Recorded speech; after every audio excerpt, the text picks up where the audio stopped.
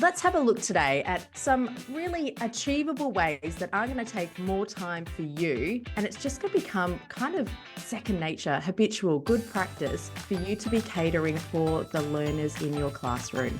Yeah, and the good news about this is that Alicia and I have a secret sauce. It's our number one go-to strategy for delivering engaging, purposeful, and student-centered maths lessons that are differentiated. And sometimes in teaching you think, oh, how can I do it all? But by far, this has been the thing that has worked for both of us over our years and years and years of the classroom. Welcome to Rainbow Skies for New Teachers, where we're all about bite-sized tips and simple strategies for bright and busy new teachers. If you're in your first few years of your career and want to make the rollercoaster ride of teaching more fun, streamlined and stress-free, you're in the right place. We're Ashley and Alicia, the dynamic duo from Rainbow Sky Creations, and we're excited to be your teacher mentors on the go. There are rainbows ahead, my friend. And together, we're unstoppable. Let's get into today's episode. Rainbow Sky Creations acknowledges the traditional owners of the land we have recorded this podcast on, the Dharawal and Whadjuk Noongar people. We pay our respects to their elders past and present and extend that respect to all Aboriginal and Torres Strait Islander cultures. Welcome to Rainbow Skies for New Teachers. I've got the lovely Ash here and we're going to chat about some teachery things today. Yeah, some great teachery things. A big topic all about differentiation and how we can most easily differentiate in maths. But before we get on to our talking all about differentiation in maths, there's this kid in my street and he's always telling me about his favorite teacher. And this teacher he had was 2 years ago now. And you know, the number one reason why he loves this teacher, and it is the only reason he gives to why he loves this teacher. Can you guess what it could be? Oh, look, he was able to go out for brain breaks every lesson and just run wild on the oval. No, but close. He loved that this teacher let him take off his shoes whenever he wanted. Are you a no-shoe classroom? What do you think? I think the research behind it shows how beneficial it is having your shoes off, how good it is for your feet and your toes being able to spread out. I'm all for it. And I actually do it a lot more in our house now. I've actually told my husband when he walks around, I'm like, take your shoes off. I don't want shoes on. Shoes off. And I feel like everyone just feels a bit better. You feel more grounded.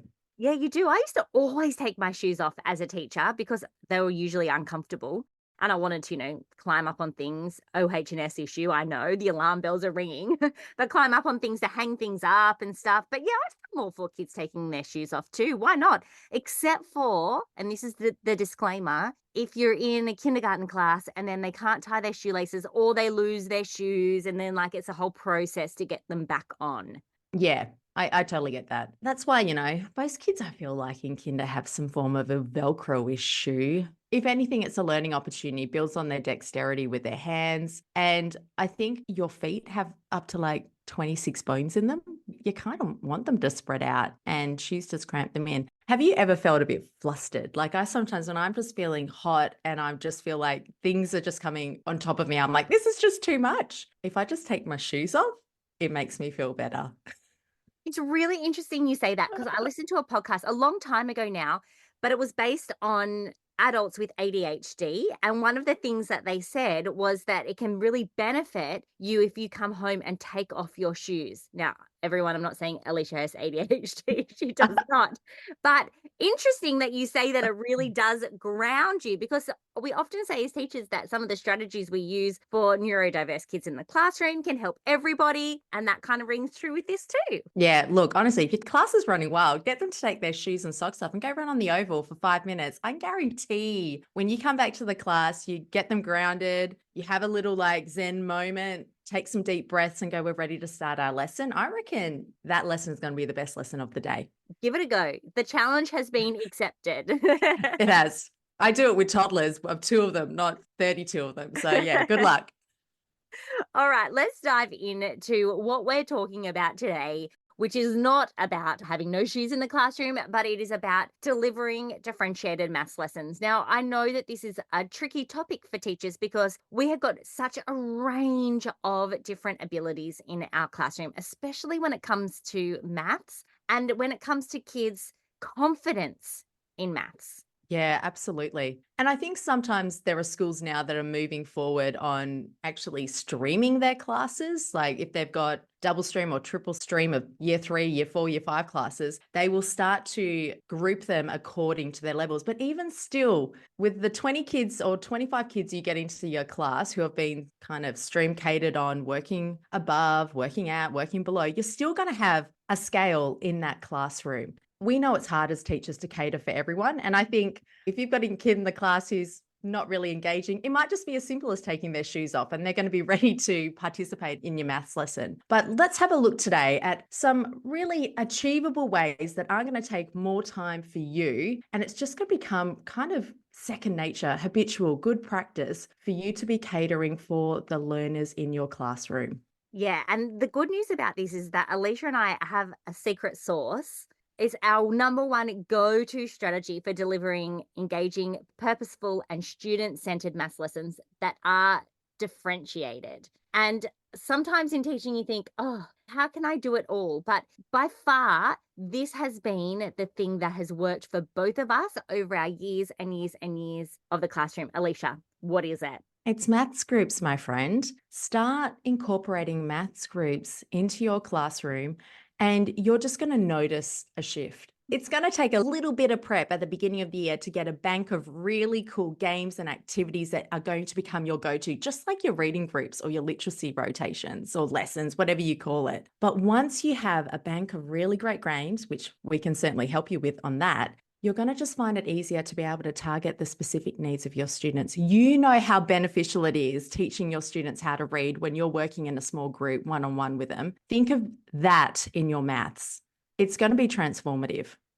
Absolutely. And the best part is if you have already set up your reading groups, and as teachers, we know how to set up our reading groups, how to run small groups in that way, you're just recreating that in your maths lesson. So it actually isn't that tricky. It's just that the content is a little bit different. Now, I know overseas, sometimes you might hear of it as called as math centers or maths workshop. We call them maths groups, but you can use all of those terms interchangeably. Yeah. And look, we've all had those kids who have come into the classroom and maths, they've just got this mindset that they're not good at maths. And I wouldn't be surprised if they've got parents or grandparents who have said, I just don't have a maths brain. It's just not how my brain works. When you're working against that kind of mindset, when you start to incorporate maths groups, you're going to see not only an easy way to differentiate, but two, you're going to be able to build greater confidence with your students. You're going to find these games that are going to target their maths needs. You're going to find these activities that get them engaged, that get them communicating and collaborating with their peers. And then you're going to be able to work one-on-one to an extent. Like you're going to work in a small group. I usually had kind of no more than 6 kids. And you'd be able to go, all right, you're finding this mathematical concept really tricky. We're going to work on that. We're going to work on that today. And we're going to have you really mastering that. And then tomorrow, when you're going to be doing work independently or with your peers, you're going to do a little consolidation task and you're going to build on that. And then I've got a whole bunch of games that is going to get you to build on that and take it to the next level. And you're going to see that if they've got someone there, whether it's the teacher, whether it's another peer beside them, and they're making this progress, you're going to see the confidence starting to take place and them wanting to participate, wanting to take risks. That's what you want in learners. You want them to want to learn. Definitely. It's that connection piece, isn't it? And we're always talking about creating that connection with our students so that they can learn and being able to work with them in a small group, which does give you that opportunity to connect with them one on one. You are able to really develop that little person. Yeah, I love it. It was a game changer for me. I can't express enough how much I love maths groups. You know who else loves them? The kids. Every time Oh, I've run maths groups, the kids absolutely love them. I think they've got that independence. They've got that time with you, which kids really do want. They do want that connection and that time with the teacher, but also they kind of led themselves to be doing really fun, hands-on activities. And we're all about hands-on learning. yeah, it gives them that sense of autonomy. And then if you've got it set up where you've got a bank of rotational activities, like at the back, where the kids might do the actual activity you've set for them, but they've got a spare 10 minutes and they know they can choose anything from those drawers and they've got a friend who wants to play with them, they're going to be like, well, this is great. They know where the tools are. They know what resources they need to get. And the cool thing is, you've taught them how to pack it away at the end of the lesson. So you're not doing crowd control, delegating, managing. You have created this effortless system where the kids know how it starts, what happens during, and how it happens at the end. It's the Yes. best. For sure. One of the activities that we love to create just for those fast finishes are our Uno games. And I know that we spoke about those in a previous podcast episode. So I'll make sure that podcast episode is linked in the show notes. If you want to just get some ideas on what sort of activities you could have for them to do within the maths groups, but also to do as fast finishes that they can go and choose, and that the ones that the kids will want to choose and want to play. Yeah, that's a clincher, isn't it? And I think it's episode 33 where we shared it. And we can guarantee you, your kids are going to want to play that all year round. There are so many games, and all you need is a pack of Unicards, and bam, you're sorted. There's another reason we love to use maths groups. What is it, Ash? It's all about integrating technology. I feel like this is one of those things that as teachers, we're like, oh, we've got to put a technology component into the lessons. And my personal view on technology has changed a lot over the years. But whether you've got a personal view on using it or not using it, classrooms these days will often have like a set of iPads or some Chromebooks or computers. And this is a really great way to incorporate that technology into the classroom. I know lots of schools I've worked at have had subscriptions to different sites like Mathletics and things like that. So it's also a good way to incorporate that. And the kids do enjoy it. So finding some good quality ways to integrate that technology, and especially if you've only got a couple of pieces of technology, a small group is ideal because then haven't got kids sharing one device between 3 or 4. Yeah, and the beauty is that you have your small group to be able to teach a group explicitly how to use whatever activity you want them to on technology. Or I used to always start with a explicit instruction where we're all down together, and it might be a game that I want them to play later on using tech, and we play it together as a class so they're familiar with it. I think we're a bit naive in thinking that we can't expose them to technology. They're moving into a future where technology is the driving force. So I think if we're equipping them with efficient tools on how to use it and understanding how there's that element of how addictive it can be, but also creating these good work habits around it, those executive functioning skills around technology and teaching them about it, I think it is a requirement now of teachers to be doing that, like we were back when we were in the classroom. Totally. We could probably do a whole episode on technology and our different views. Let us know, everyone, if you'd like to hear our different views about technology and how they've changed and evolved over the years.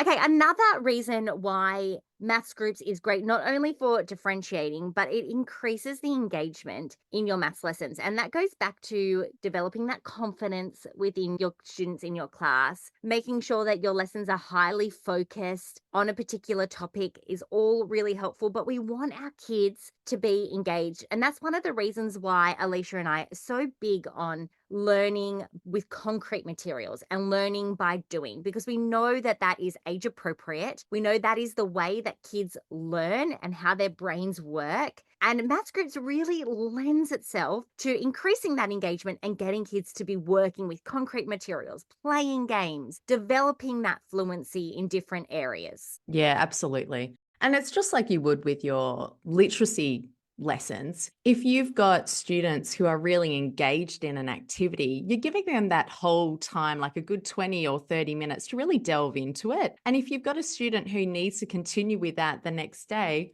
what's wrong with that student going and doing that activity again if that's going to be beneficial to them and they're wanting to do it? Because we know that repetition, that practice, that opportunity for them to go, actually, this is what I think I need, miss. Give them that chance to actually apply it and do it in those maths lessons. And you're going to see the engagement. Like I had kids who would run into my lessons after recess. Like they're like, it's maths time. And they would run in because they just loved it. So we can't fault it. No, that is amazing. So my son last year, he had a teacher that taught maths in a more traditional way. And then this year, he's got a teacher that runs maths groups and she does a lot of games and hands-on learning. And he loves maths, but he has devoured it this year. Like everything, he comes home every afternoon. Maths was the best lesson today. We did this. My teacher, I want to say her name and give her a shout out. My teacher showed us this game. It was so fun. And that is the conversations about learning that as teachers we really want our kids to be having. Yeah. And it's like that really controversial discussion about homework that if your school is mandating you to do homework, send home a maths game. The Yes. kid's going to want to teach their family how to play it. They are learning when they're having to teach it. They're going to remember it more because the actual process of teaching and telling is consolidating it more into their brain. So win-win for everyone. Yeah, Alicia and I, we often say, and I wish I had have done this a little bit more when I was teaching, but instead of laminating all of your games and activities, just print them out so you've got enough for a small group. And then when you finish using them in class, send them home with those kids that want to practice them. Then they're getting a double life. They can be recycled. You're kind of educating the parents at the same time about how we're learning, how we teach these days in the classroom. It's really a win for everybody. Hey there, Rainbow Skies for New Teachers listeners. I'm Heidi. And I'm Emily. We're the two sisters behind Second Story Window and the Teacher Approved podcast. Something you should know about us is that we are obsessed with helping teachers turn back to school stress into back to school success. Back to school really is our favorite time of year to support teachers. So we wanted to share a quick teacher approved tip for back to school. Create a time filler activity bank.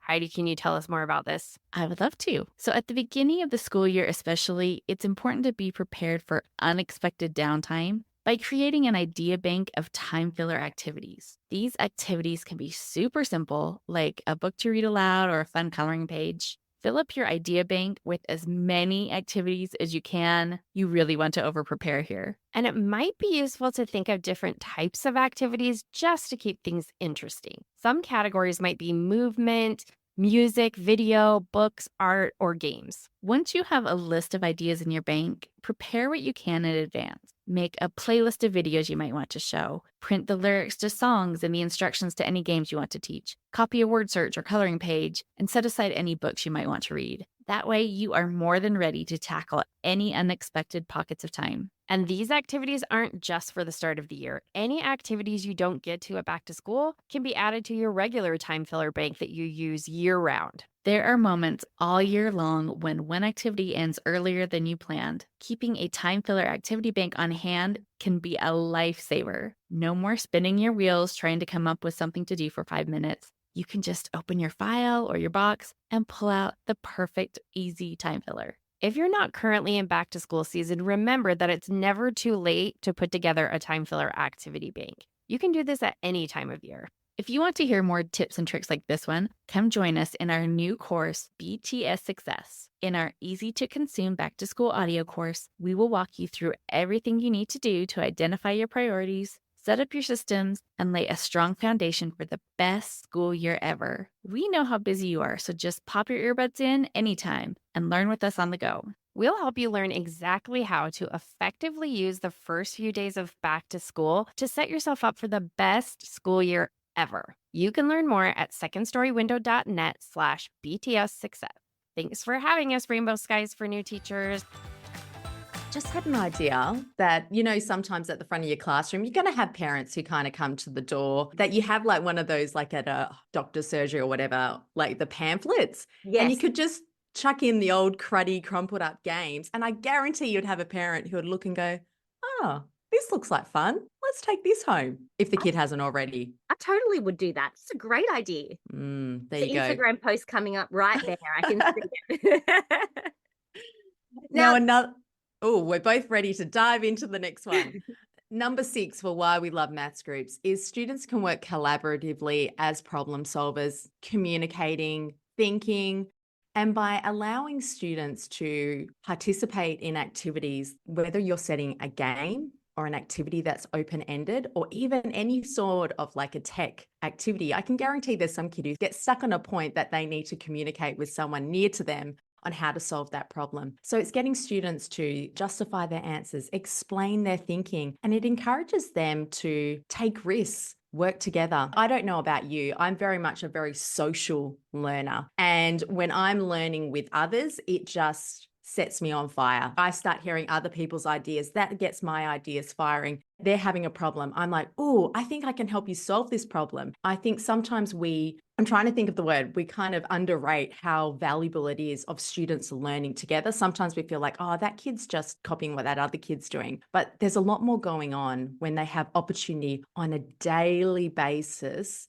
to be able to collaborate and participate with others. Yes, there is times where you need independent work and for them to focus on their own learning, their own thoughts, but you get to give them that opportunity with maths groups. Yeah, and they're using that mathematical language. They're hearing it from each other, which is really vital. And then, as you were saying earlier on about technology, when our kids go out into the workforce, there's very few jobs that you're sitting by yourself as a silo. You generally have to work with each other. So, we're teaching them other skills about working with other people, learning from other people, and listening to their ideas. There is a lot to it. Look, I'm speaking here as trying to be a converted people pleaser, and probably I needed more opportunities to be in a situation or as well taught to where you got kids in the class who are still learning to communicate, but able to express their feelings and Mm. express their thoughts and express their opinions in a respectful way of being, hey, I don't agree with that, but this is why I'm thinking the way that I'm thinking.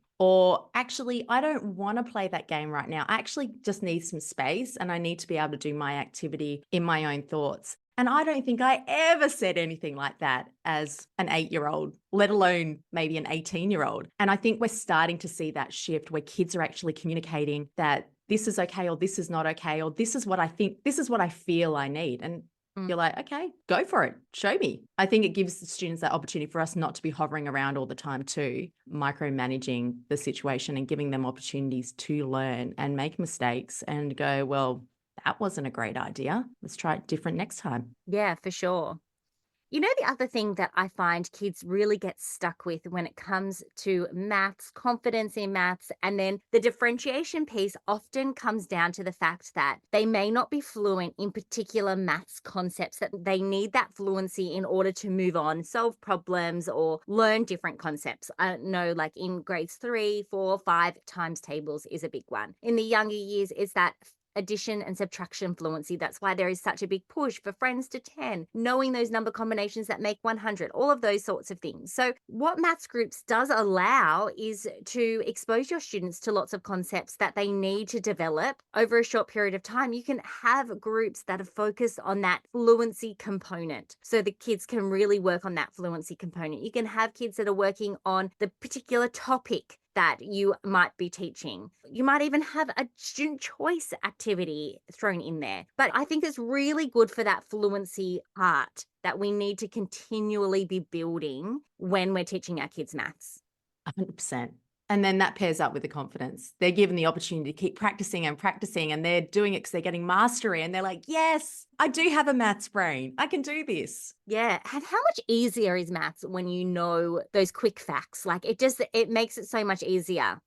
Yeah, for sure. And the other thing is that when you're getting that opportunity to expose them, you're giving them that hands-on, like you're saying, multiplication is a sticky point. So you get them to get out and they're making arrays and they're making groups, or you're getting the kids who are struggling with regrouping, like subtraction with regrouping. It's like, oh, great, look at these numbers. What are they doing? So you get out your MABs, you're getting them to do the trading, the hands-on element so they can see the concrete, and that visual representation is starting to make sense when they start applying the abstract element of using numbers and just writing down formulas. Having it set up where your maths lessons, there is the materials and that the students can access that themselves is really important. It gives them some ownership, but one, it's going to save you having to always prescribe what you think they need. They start to go, actually, I might try this with counters. I Yeah. might try this with MABs. And if they go to pick the most absurd material to solve a problem with, let them do it and then let them work out that that was a really long way to do something. I think I've got a quicker way, and I'm sure someone will tell them to. So sometimes we just got to hold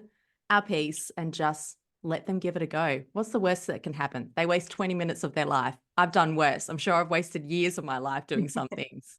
Yes, let them explore. It can be really hard as a teacher, can't it? But you're so right. There's lots of time wasted in the school day, but I don't know if we could really call it wasted in inverted commas if they're trying to solve a maths problem with an absurd concrete material. I think that will be a lesson learned. Yeah, for sure. I think it's just that society makes us feel like it's wasted because we didn't make progress in the traditional form, but it Yeah. is progress. You make a mistake, you learn from it. That's progress. Totally. Now, maths groups also encourage our learners to be independent, which is at the end of the day what we want, right? We want them to be able to apply their knowledge and their thinking skills and be able to solve problems. So, creating this setup where the students are working with you and getting that really rich one on one or small group learning, and then them going away and being independent and self sufficient learners. And you can do this right in the early years, all the way up through to year six. It is amazing for just their learning in general. Yeah, it really is. You will see the fruit of your efforts, even just after term one, of just seeing how your students are becoming that independent learners. I always felt I loved teaching year three, and I always felt year three was the independent year where they were learning to kind of not always have to ask the teacher.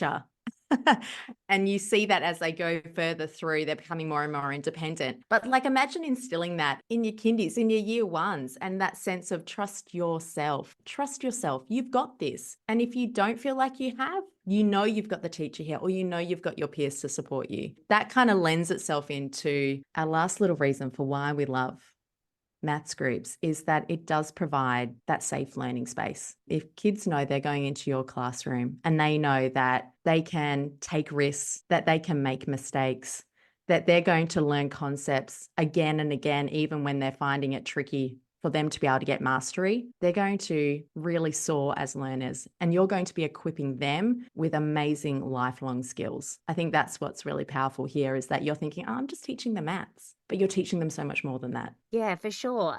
Those little learners in our classroom that are not extroverts, then they get the opportunity to come and sit with you in a small group and know that it's okay to make a mistake. Like I am always saying to my own children and my children that I used to teach, good learners make mistakes and then we learn from them. And having that one on one contact or that small group to teacher, it allows you to be giving those little life lessons along the way, but it also allows them to be able to take risks. And we always say good mathematicians are risk takers. They give things a go, even if they don't know the answer, or even if they're not sure that they're going to get it correct. So I think that is so important, this part that it's creating a safer learning space. Yeah. And I can tell you, you've got kids in your class who slip under the radar, not intentionally. They're just those quiet, focused learners. And you sometimes get to report right and you go, what has that kid been up to? By incorporating some form of a group system or some way where you're touching base with students each week, those kids aren't going to be falling under your radar kids. I'm actually thinking of my youngest right now. She's just that kid who just kind of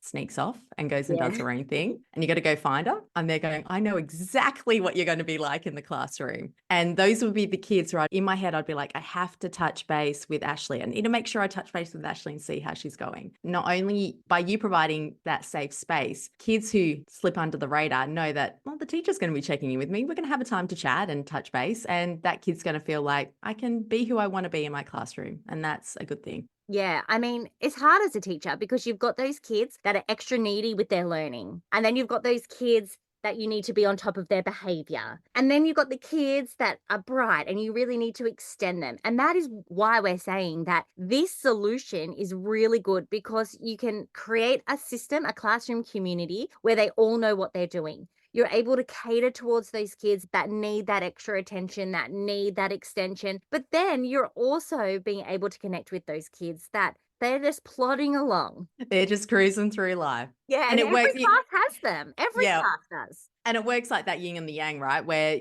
the kid is really needy, you get time with them, but you also get them to start to become more independent. And you got the kid who never comes to see you to actually start asking you questions. It works beautifully. It's so cohesive. I love it. Love it. Yeah, me too. We could talk about maths groups all day long. Now, if you're thinking, wow, this could be the solution for me, we have got two things that you might be interested in. Firstly, we have got a freebie all about how to create engaging maths lessons. So we will make sure that that is linked in the show notes. If you just want to dip your toe in, learn a little bit more about the elements that we include in our maths groups to make sure that they are really engaging, really student-centered, and that the kids love it. Yes. And the other thing is, if you've listened to this and you're going, oh my gosh, I need to start setting up maths groups, but where do I begin? How do I do it? Good news is we've got a course just for you where we teach you our 6-step streamlined system on how to get maths groups up and running in your classroom. You could watch this on a weekend and the next week you could start implementing it, planning it, and be ready to go within a week, promise you. So that's our course, Transform Your Maths Groups, and we'll link that in the show notes if you want to learn more about how to become a superstar maths teacher who uses maths groups. Yeah, we've had teachers that have done the program that have said,